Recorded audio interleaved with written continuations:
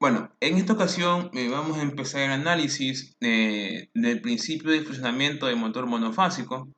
¿Sí? En este caso va a ser por un motor monofásico con arranque, con capacitor que es en el arranque. Entonces, como se vio para un motor trifásico, es necesario generar un campo magnético giratorio, dado que éste va a interactuar con el rotor, sea jaula de ardilla o sea rotor devanado, provocando una fuerza en este rotor. Y eso va a hacer que el eje, en este caso el eje del motor, rote, ¿no? En la parte derecha de la presentación se muestra básicamente la acción resultante de color negro y se ve cómo rota, ¿no? Esto pasa por un motor trifásico. Entonces, este mismo principio o esta misma lógica debemos aplicarle a un motor monofásico. Entonces, el motor monofásico, sí, como se ve acá, está formado por un bobinado principal. ¿Sí? Este bobinado principal, como se encuentra alimentado por un sistema monofásico, es decir, línea y neutro. Podemos ver en la parte izquierda cómo en este caso ingresa la corriente por este lado y por el lado de acá retorna hacia el neutro. Entonces podemos observar el sentido del campo magnético y tanto en la parte superior como en la parte inferior. Y lo mismo para la imagen de la derecha. ¿Sí? En este caso que la corriente salga o que se encuentre de retorno a la corriente, vemos los sentidos del campo magnético. ¿Ya? Y esto pasa para un motor monofásico. La pregunta es la siguiente, si el motor monofásico consta de una línea y neutro, pero ¿es suficiente para generar un campo magnético giratorio?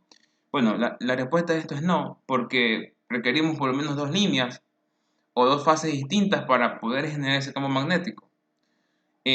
Con una línea no lo vamos a lograr, entonces lo que hacemos es instalar o lo que hacemos es colocar un devanado auxiliar. ¿Sí? Colocamos un devanado auxiliar como se muestra acá. De manera que mediante un capacitor, ¿sí? Mediante un capacitor, genere un desfase de 90 grados y de esa forma amaguemos al motor de que hay dos líneas cuando en realidad solamente hay una, pero de esa forma podemos generar el campo magnético giratorio, ¿sí? Que es necesario para que el rotor, pues como se explicó al inicio, pueda rotar. Entonces, debido al condensador que se presentó acá, la corriente que circula por el devanado en este caso, en el devanado auxiliar, eh, está adelantada 90 grados con respecto a la corriente que circula por el devanado principal, lo cual origina básicamente ese mismo desfase entre los campos magnéticos, dando lugar a un rápido y mejor par de arranque, dado que para estos motores el par de arranque tiene que ser de 2 a 3 veces el par nominal para que puedan arrancar, ¿sí? Para que estos motores puedan arrancar. En la siguiente imagen, en la siguiente diapositiva, se presenta las curvas tanto de corriente de la bobina principal como la de la bobina auxiliar. Entonces podemos ver que la curva de corriente de la bobina auxiliar se encuentra adelantada a 90 grados con respecto a la curva de corriente de la bobina principal.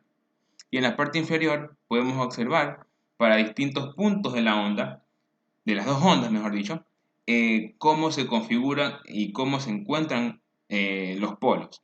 Vemos que el polo norte en la parte superior se encuentra presente, luego ese polo norte pasa a la derecha, luego pasa abajo, luego a la izquierda a medida que vamos aumentando el ángulo, ¿sí? Y para 360 grados queda en la misma posición que estaba inicialmente. Entonces aquí se puede ver que este polo rota. Entonces conseguimos primero un campo magnético, ¿sí? Y ahora mediante esta opción de bobina auxiliar y el capacitor conseguimos que este gire, que este rote, ¿sí? Entonces una de las ventajas y lo que presenta gracias a este capacitor es que se consigue que el motor obtenga un factor de potencia próximo a 1, próximo a la unidad. ¿Y por qué pasa esto? Ya que la corriente causada por la reactancia inductiva queda compensada por en este caso, la reactancia inductiva capacitiva que presenta el capacitor. De esa forma, logra que el motor tenga un factor de potencia muy próximo o que sea la unidad. ¿Sí? Esto es lo importante para estos motores. Entonces, en esta imagen de acá vemos que ya en el arranque, el motor rota. De ahí, motor monofásico con capacitor de arranque, ¿sí? Y esto queda para el arranque.